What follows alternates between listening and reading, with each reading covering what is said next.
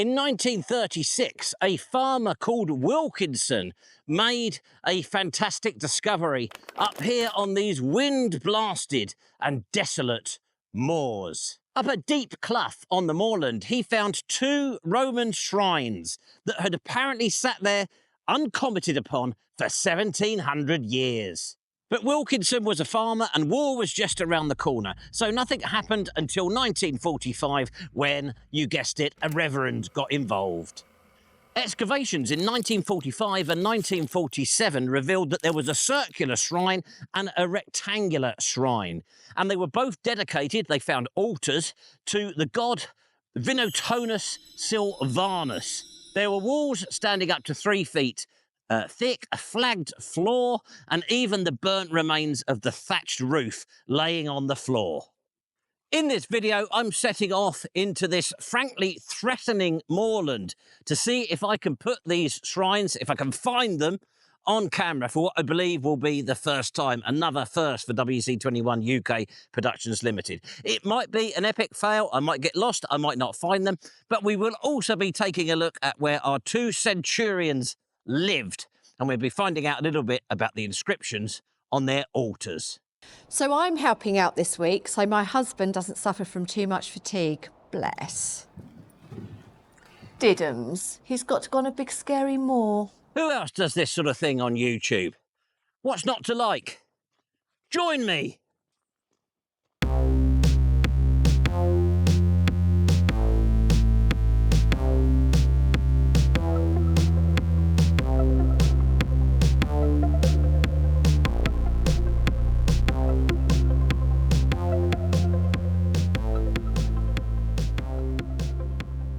If I may intercede before we get started properly, I'm filming this at the end of the day, actually, I forgot this, but one of our top followers, Phil Collinson, keeps on reminding me and prompting me that I need to ask for subscriptions. Apparently, it's particularly important with our American viewers, and that's a growing sector for us, which is absolutely fantastic. So if you watch these videos occasionally or regularly and aren't subscribed, please click the subscribe button. It's totally free, there's no commitments, but apparently YouTube will help promote the channel more if that happens.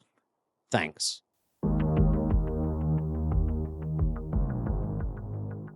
This is the fort of Lavatris, and I've spelt it out phonetically to save you doing that in the comments. Obviously, that's not the fort itself, that's a later Norman castle, slapped right on the middle of our fort, along with over there, a church. But this is where our 2 centurions would have lived and set out onto those moors to do their hunting and their worshipping in their shrine. Now, we don't really do Norman castles, do we, on this channel, but it is rather fine. When it was rebuilt in stone like this, sometime in the 1100s, put it down there, they almost certainly would have used stone from the Roman fort. Norman castle. But there we have some surviving fort ramparts and a ditch. I do one of those practical demonstrations because they're very popular. I'm stood on top of the rampart here, nicely defined. I'm going to run over here, the things I do for you lot. Now watch the cemetery wall over there as it dips down into the fort. Ditch!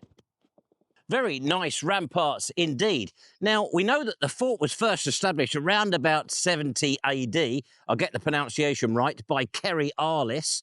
You write that phonetically very differently to how it's spelt, no doubt on the screen there.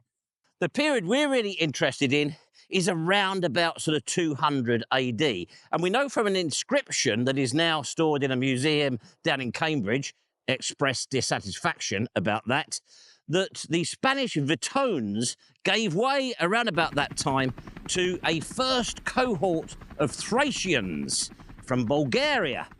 And it was members of that cohort that liked to go hunting out there on the moor and worshipping their gods in the little shrines that they built. Now, there is something to see in the church that has been unceremoniously plonked upon our fort here. I had hoped that Mrs. WC21 UK Productions Limited would pick this up when she was out the other day, but she told me that it was locked. Possibly she was making excuses, but I must make it clear that I didn't delegate the task of going in here to her because of what happened to Pete Savin.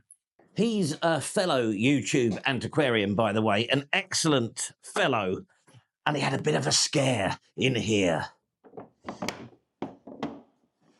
But I don't do mumbo-jumbo, as you know, so I'm sure it will be fine. We've got a little bit of the Roman fort down here.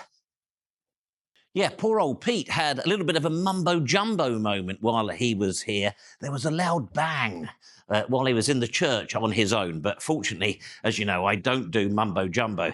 Terrible continuity, my hat's already here. This is the inscription that I wanted to show you.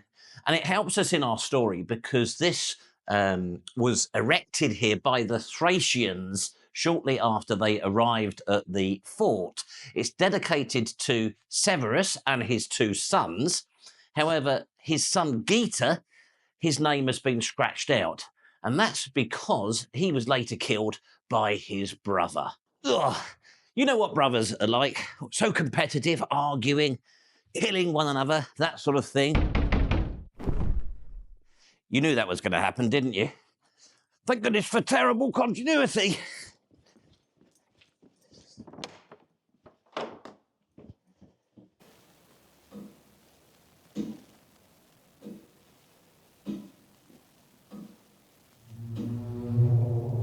YouTubers. Now, I don't know if you'll be able to make this out, but there's the rampart that I was on. It continues there into the cemetery.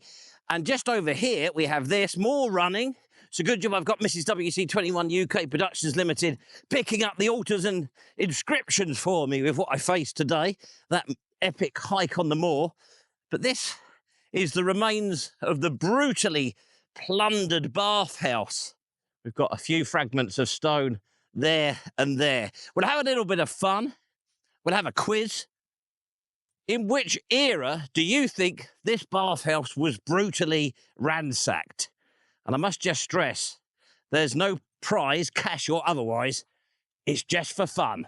This week's video is almost one of those historical reconstruction pieces. We are following in the actual footsteps of two centurions who lived here 1700, 1800 years ago. We're walking out onto the moors as they did. I'm not going to be doing any hunting, but we're going to be following their trail, what they chose to do on the day off. But before I set off on this, allow me to get some breath. It's going to be pretty stressful. Over to Mrs. WC21 UK Productions Limited. She's going to pick up the altars and the inscriptions on the altars that were found in the two moorland shrines. This is the Bowes Museum in Barnard Castle, which is handy because I needed to test my eyesight. Two guesses who made me say that. Two shrines were excavated in the 1940s on the moor. The finds ended up here. Let's go and take a look to it.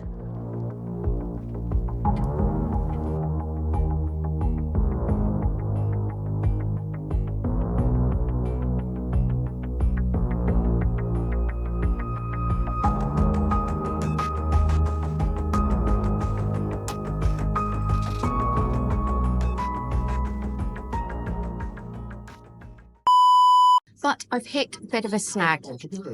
After being here since the 1940s, the altar fragments and pottery have now been removed and sent to storage just a few weeks ago. You'll have to do some sort of overlay.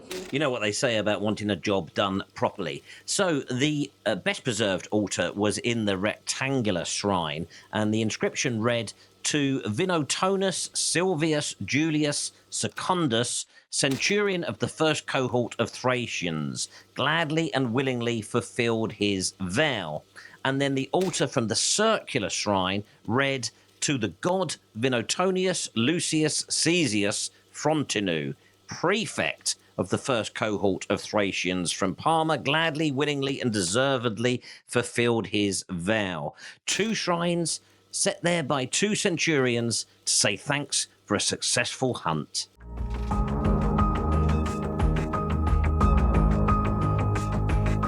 Well, I may not have found his Roman altar, but I did love this, and this. It's Vivienne Westwood.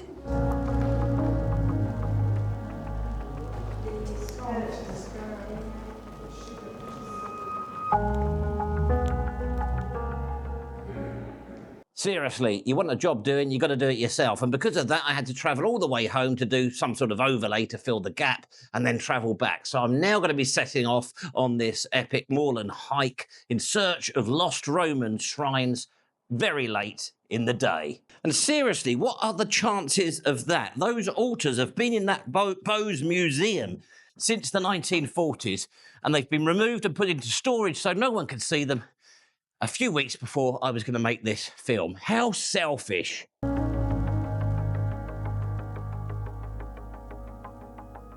Terrible continuity this week. I've now got this umbrella and probably terrible audio. I'm doing this bit on the GoPro, a bit of action antiquarianism again. Now, I'm leaving the fort by, the reason the umbrella's here, by the way, because on top of everything else, it's now raining. I'm going to leave the fort by a footpath. No way of knowing that this was a route that our Roman centurions used, but they had to get out here somehow, didn't they? Sorry, chaps and chapsesses, I've had to forego the normal fancy pants going through styles thing. I've got to get a crack on today. I wonder if this is the way that Frontinu and the other one, I can't remember his name, or if this is the way they came. Sorry if I sound out of breath, it's because I am. I don't suppose you'll be able to see, because of the GoPro, that there's the fort, you can see the castle, and you might be able to make up the traffic, which is moving on the main road, which still marks the line of the Roman road in the main.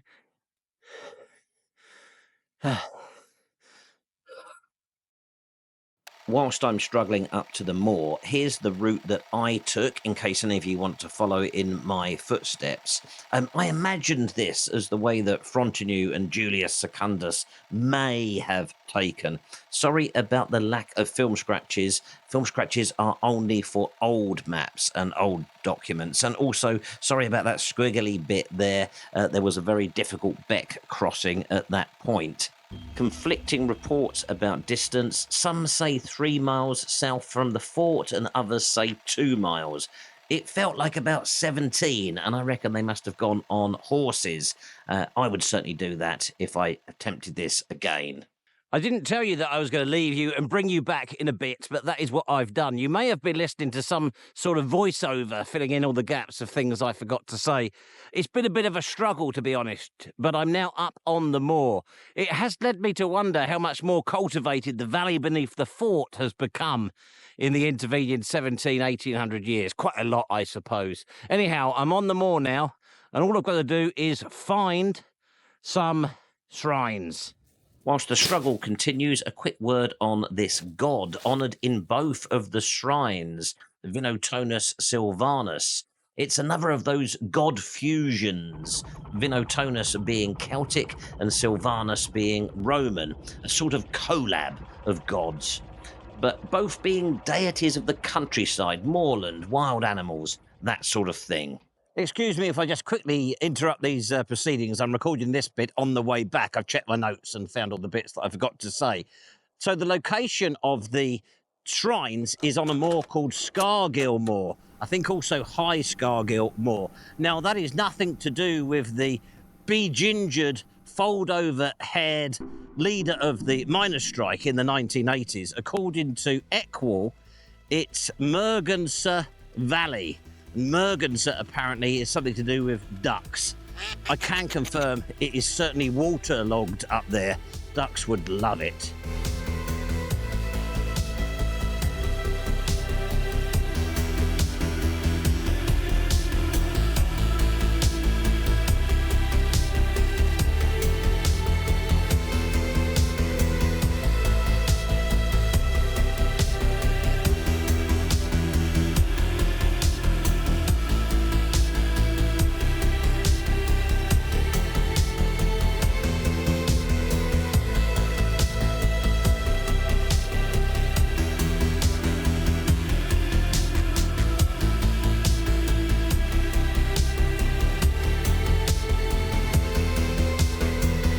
That's a slightly worrying thing to see on a bleak moorland.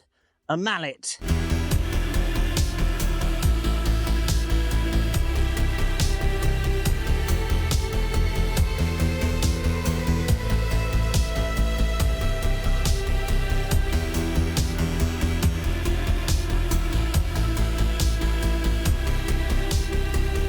Well, gang, Are you a gang? I don't know. I have found them, or I think I have. It has been epic trying to get across to here. Wild then, certainly wild now. What we're looking at here is the stacked remains of the shrines.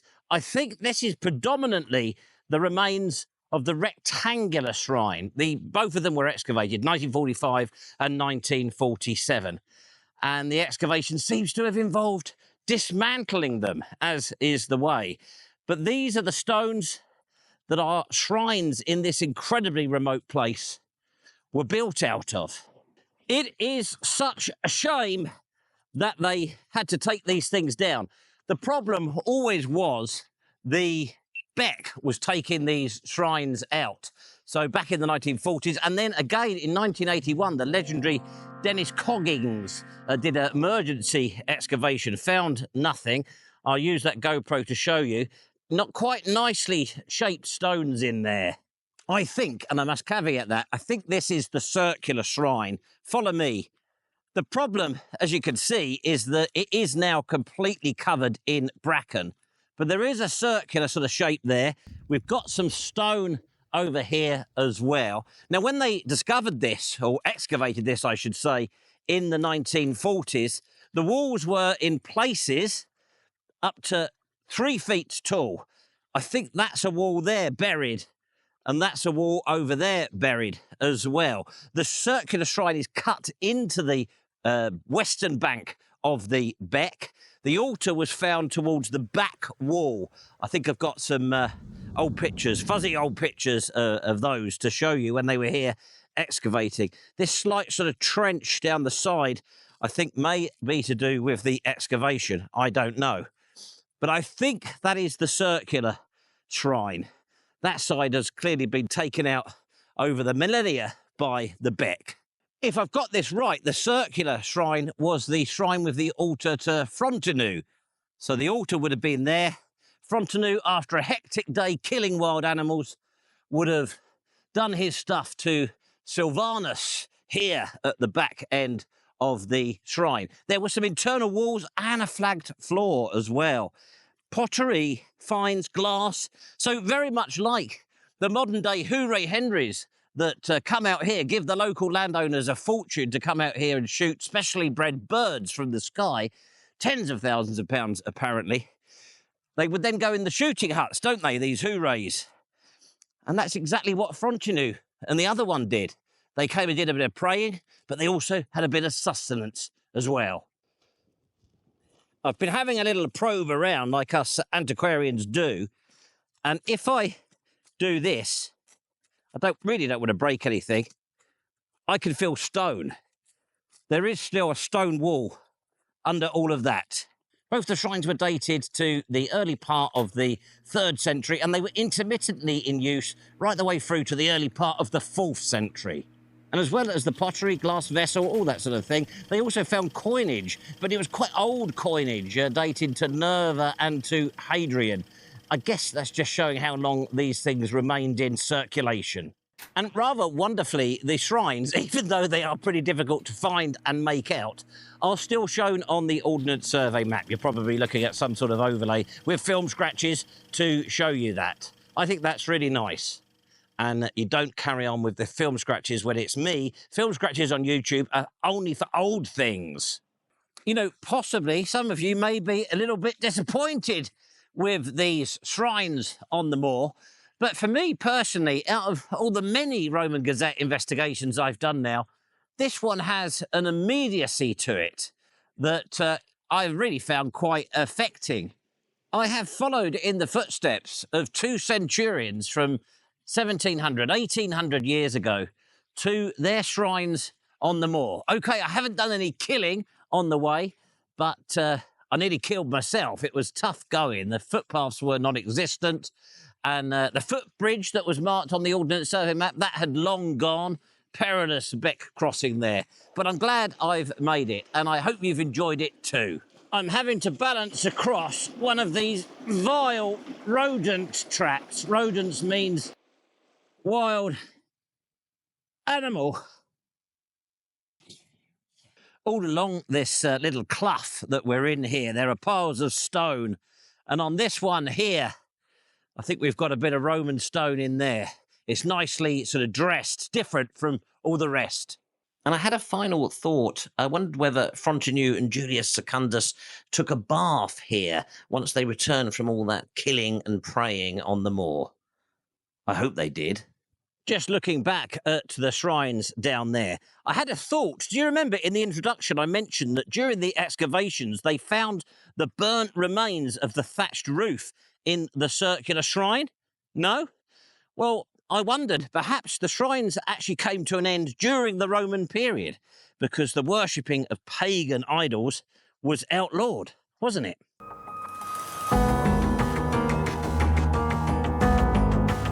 Well, I hope you enjoyed that. I'd like to say a quick thank you to Mrs. WC21 UK Productions Limited for helping out, although that didn't work out quite as planned. And I believe you wanted to say a message to viewers on your first appearance on the channel. Yes, thank you very much for making me feel very welcome on the last video that I helped out with. Didn't one of them suggest that you were AI, though? Oh, she is.